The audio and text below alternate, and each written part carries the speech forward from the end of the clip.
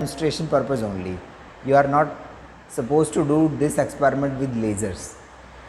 So in the refractive index, the formula is sin A plus delta m by 2 divided by sin of A by 2.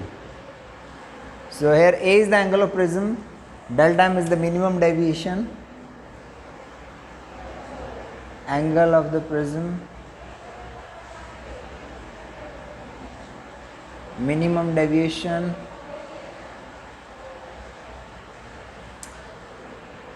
so to perform this experiment, what I will do, I will position the prism by keeping in mind the base of this prism is in this side, in that side. So both refracting surfaces are sort of facing the light source. What you can see here is, you can see two spots. Yeah, these two spots are visible. तो मैं क्या करूँगा, इसको यहाँ ले जाऊँगा एक बार, तो इससे नोट करूँगा स्पॉट को, फिर इसको यहाँ ले जाऊँगा, इससे नोट करूँगा, दोनों पोजीशंस में वर्नियर की रीडिंग्स नोट कर लूँगा मैं।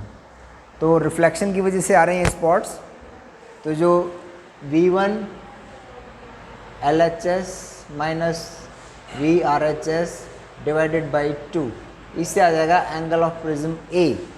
तो ये कैलकुलेशन आपको V1 से भी करना है, V2 से भी करना है, उन दोनों का एवरेज ले लेना है। तो मैं वीडियो के एंड में इसके स्क्रीनशॉट अटैच कर दूंगा जो एंगल ऑफ प्रिज्म के कैलकुलेशन में यूज़फुल होंगे। सेकंड है मिनिमम डेविएशन। मिनिमम डेविएशन के लिए एक बार तो क्या करना, आपने इस स्पॉट को इससे देखना है, डायरेक्ट देखना है। तो एक तो डायरेक्ट रीडिंग हो जाएगी, डेल्टा एम की मेजरमेंट कर रहे हैं अभी हम, एक तो डायरेक्ट रीडिंग माइनस, फिर हम ना एक प्रिज्म रखेंगे, उनका बेस जो है लेफ़्ट साइड कर लेते हैं, राइट साइड कर लेते हैं। प्रिज्म का बेस लेफ़्ट साइड कर लिया हमने, तो स्पॉट थोड़ा सा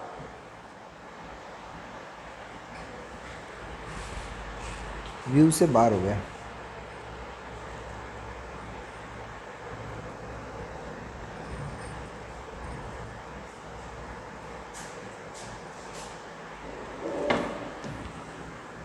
spot is somewhere here.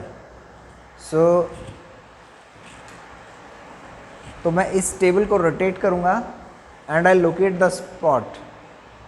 इसका लोकेशन थोड़ा सा ऑफ सेंटर्ड है, तो मैं इसको थोड़ा सा रोटेट कर देता हूँ।